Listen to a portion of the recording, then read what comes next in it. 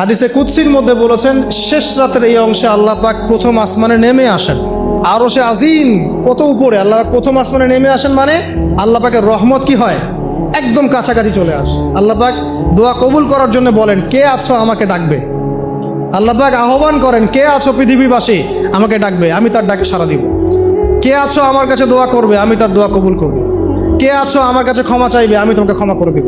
কে আছো অসুস্থ, আমার কাছে শেফা চাইবে, শেফা দিয়ে দিব। আল্লাহ পাক আহ্বান করতেই থাকেন ফজর পর্যন্ত। কি পর্যন্ত? আর ওই সময় এই যে সারা রাত জায়গায় মানুষ ওই সময় ঘুম দেয়, তাই না? ঠিক ওই সময় দেখবেন শহর কেন্দ্রিক জীবনে লক্ষ লক্ষ মানুষ জেনা করতেছে ওই সময়।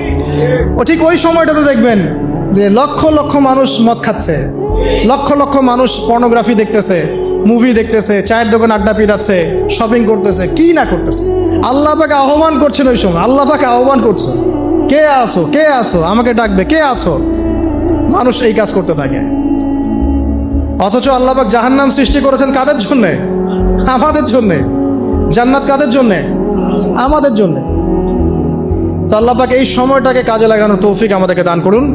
এই সময় উঠে যতটুকু আপনার সামর্থ্য হয়, 2 রাকাত পারলে 2 রাকাত, 4 পারলে 4, 6 পারলে 6, 8 পারলে 8, 20 পারলে 20, যত রাকাত পারেন আপনি 2 করে নফল নামাজ পড়তেই থাকেন। এই সময় নবীজি নামাজ পড়তেন এমনভাবে যে তার পা ফুলে যাইত। 1 রাকাতে 4.5 পারা কোরআন তেলাওয়াত করেছেন। আমাদের তো এত ক্ষমতা নেই, আছে?